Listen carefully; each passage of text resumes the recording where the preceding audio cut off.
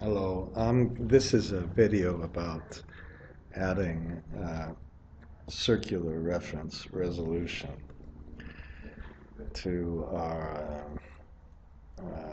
construction analysis, and I'm frankly afraid of this.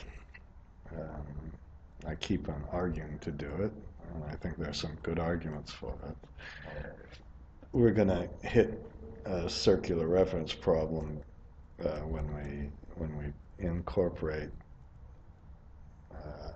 I don't care fees and DSRA into this analysis. And I think it'll be much better if we can just click on a whole line. So the very first thing we'll do is let's take one of our other spreadsheets, okay, where we made a circular reference function. And the top part of this function is often the most painful part. So I think what we should do in the future is copy the kind of function here. No, this is fine. And this stuff at the top is really what we want. So let's copy this. And I think let's make a new file here. And this part of this file, which is painful part, if we put the period in, so let's just put let's call this blank circular. Or how about read read entire row, okay? And that's what we'll save it as. And I'm going to put it in our function library.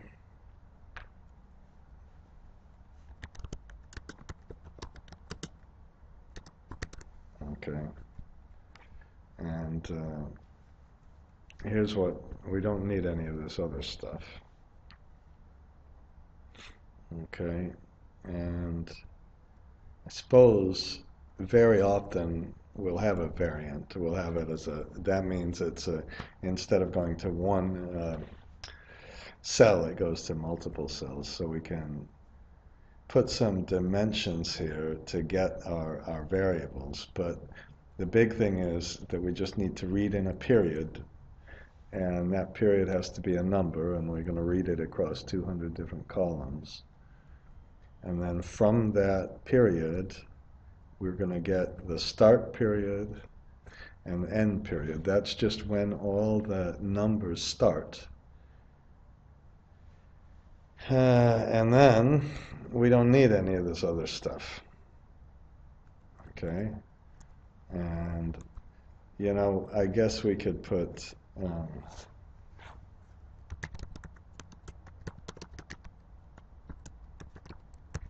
this as an output. And if we want to be kind of fancy, we'd put output 1 equals the start period, and then the output 2 is the end period. And then I don't have to do all this crap, and we can just read entire arrays. So let's save this, and then let's Control A, copy this, and now let's go to our other file. This is our operating file, and what we should do always is kind of let's change this to functions. Okay, and you know, we have that, you know, why do I say you know? We have the percentage of time thing, and now we can just try to do this. If this works, we should be able to, hopefully, watch me get this all wrong, I'm sure I will. So we want the start period and the end period. Well, let's leave that open just in case. So if I want to, I don't know where we want to start this whole analysis. Certainly not on this file. Okay. Okay, so why does this start period start over here? Let's put what did we put? What did we call this thing? Shit, my memory is read entire row. Okay, so we put read row. Now, since it goes into two, we put equal read entire row, and we just click on the timeline, just like this. What it's supposed to do is Shift Control Enter. Didn't work. Fuck. Okay, and but that's the idea. Let's figure out what went wrong. Oh, damn. Okay, and read entire row. Just let me, I'm gonna not leave. This makes me too nervous leaving. Okay, I'm gonna do it again. F2, Shift Control Enter. We started in row 7 and went to row 502. And here's what I did wrong, in case you care. I needed to always put option base 1. It's the second thing. And then I didn't have the name of the output wrong. So it wasn't all that bad. And I'm gonna, you know, put this in read entire row. And we better always, when we do this, put option base 1. So that's going to be a file that I'm going to keep in kind of a function database, because it's a really helpful one to just let us go do this. Now, if we want to, now let's do the, now we can use that as a basis for our circularity resolution. And what we're going to do now is get the, these are like the adders. Well, let's call this the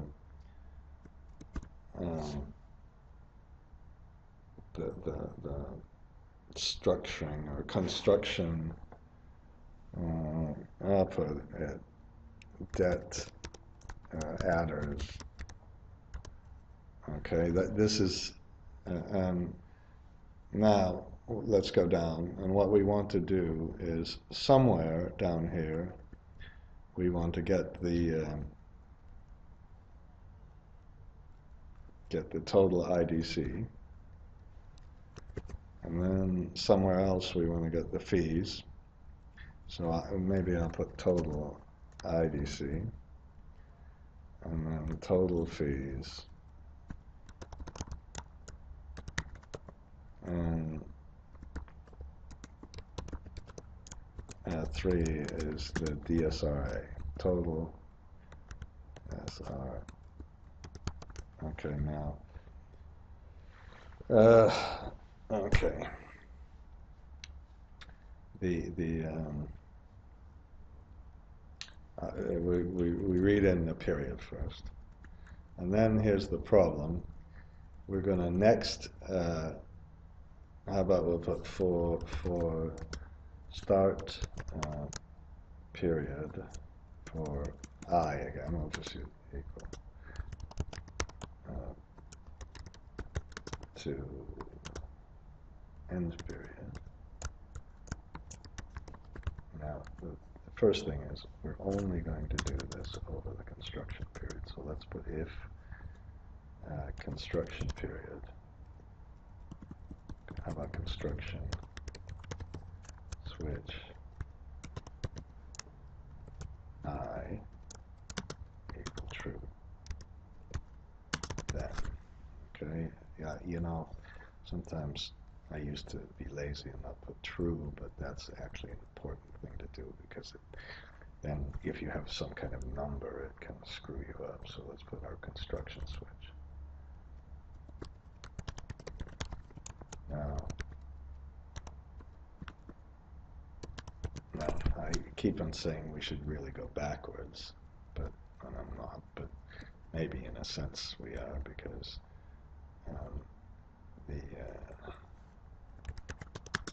because then I guess we can put let's get the total DSRA first. Total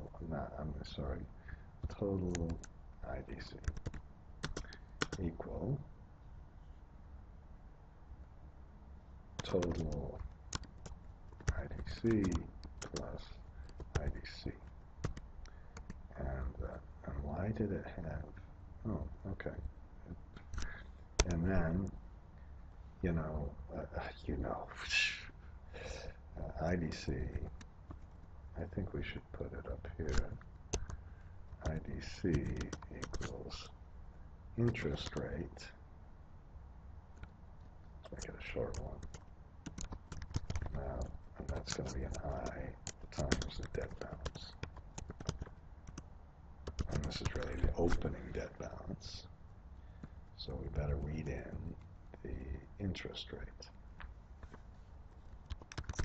Interest rate. Okay, we'll just try it one by one like this. Okay, now the debt balance, when we start out, the debt balance will be 0.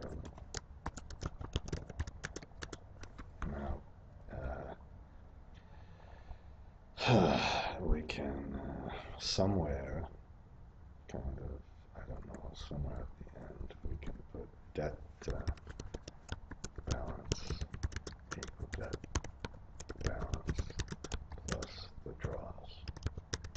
And the draws, that might be one of the most difficult ones to do. And the draws equal the, how about, no, that's not going to be so good. Construction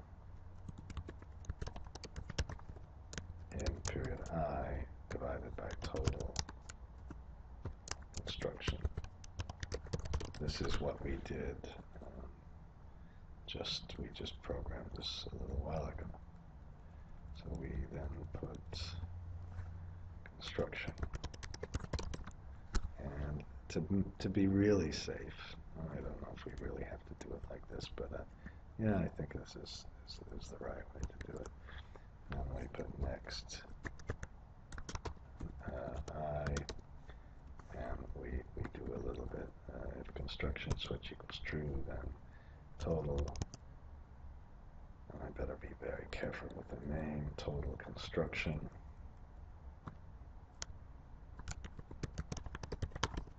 equal total construction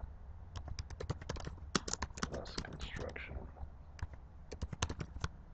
I, okay. We put an end if, and we've got that one. Okay, and we better, suppose we can put total construction equals 0 to start with. Alright, so that's not that hard. And then I think I should remember to put the end if here. This reminded me when we did the other thing that we should do that. Okay, indent that a little bit. Alright, so there's our debt balance. So we have our draw, and this should be draw percentage. Okay, and then we can put our draws equal total debt times the draw percent. Now that means we need to get our total debt, and that's kind of where our circular reference is going to come here, our total debt. We can put our total debt equals the total project cost. And, you know, that's what we really should call this. This is really, we're getting really the project cost. Let's do it that way. And we can then, and I'm really trying, I'm being too aggressive here. Let's put project cost. And you know what we almost should do is how about I'll just leave those for now. We can put as many as we want, but I better remember to at least put the same dimension as the output. And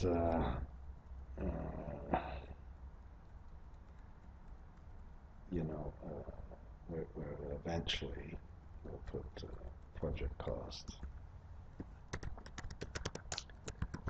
equal total construction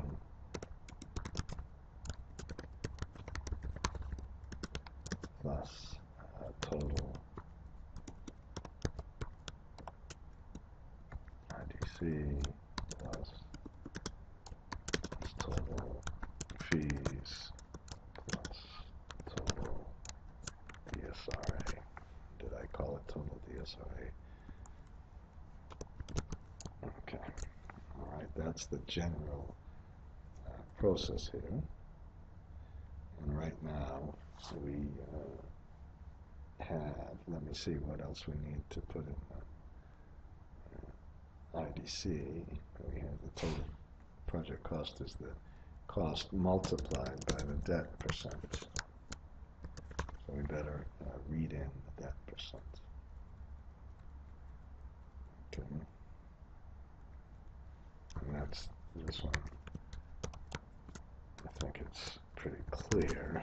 You know, I don't know if there's some kind of convention we could use to show when a variable's a full row or an array variable versus just a simple scalar variable. Okay, so we have total draws is that, total IDC is the sum of the IDC, debt balance is the debt balance plus the draws. And we really kind of have enough to start with. And then eventually we're going to have to put a whole iteration loop around this thing because the project cost depends on the IDC, but the IDC here depends on the debt, whatever. Oh, come on. The IDC depends on the debt. We go around and around. I don't think I even have to tell you that much about it. Okay, so right now, if we do this, we start with a debt balance of 0. We can put our project cost so far as 0. And if our project cost is 0, our total debt is 0. And if we do this one right now, what we should get is just that the project cost is equal to the sum of the construction. And it might be worth doing that right now.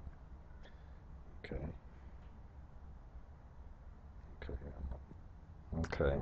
For once it wasn't that bad. Project cost. Okay. And then we press Shift F3. Hopefully we can kind of figure out how to get this a little less painful. Then we put in the construction switch, pre-COD switch. We'll put in the interest rate.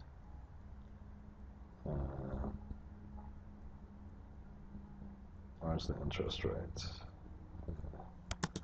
Okay, construction. Okay. Uh, and the debt percent. Okay. Oh, come on. Where's that? Remember why this is slow? Just because we did this silly monthly crap. I don't know about doing this monthly stuff. Okay, and then we get a number, see? And that number is just what it was supposed to be. So at least we got a start. Okay, now after we do this, we can go to the debt schedule, and we can put our IDC, and our IDC is just the interest we have multiplied by our pre-COD switch, and interest expense,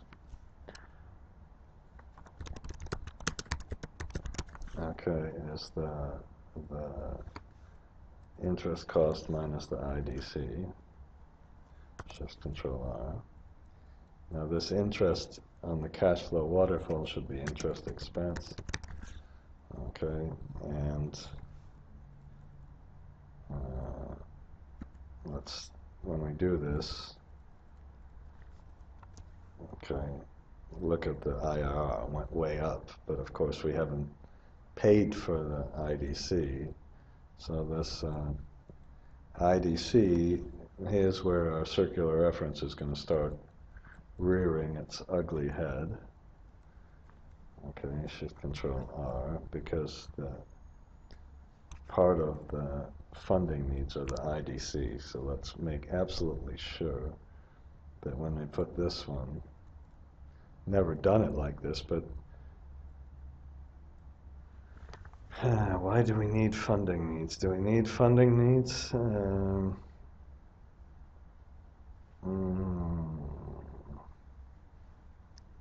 don't think we need funding needs right now for this calculation. Now, if we go to this one and put equal sum of the IDC, we have a circular reference. And what we'd have to do is put an equal sign and go to this one to get rid of it. Now the problem with this is when we put our check, so we can sum all of this, okay, and we can put this minus our function. Let's make this a nice yellow thing, okay, and okay, now what we need to do to resolve this circular reference is kind of go around, and if this works, I'm gonna stop this because I'm just about to, I don't want to miss my plane because I'm making a video that nobody will watch. Okay, so the total IDC just gets added. Now we have the project cost here, which is including the IDC. Right now it's 0, and just a minute. Total. Now let's put a iteration loop. Okay.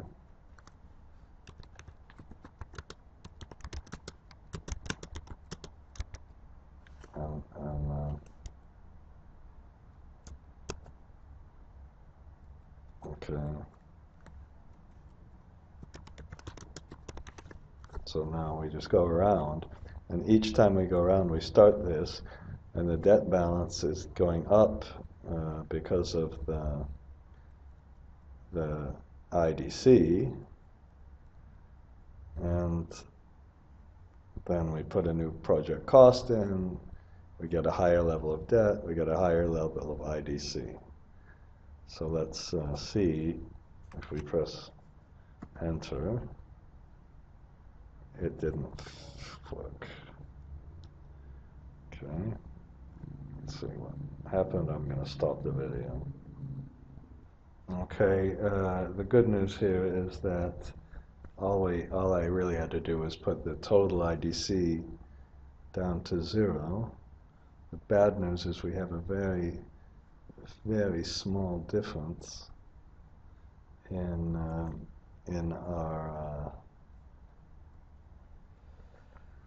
of 0.03, and that's going to drive me a little bit crazy.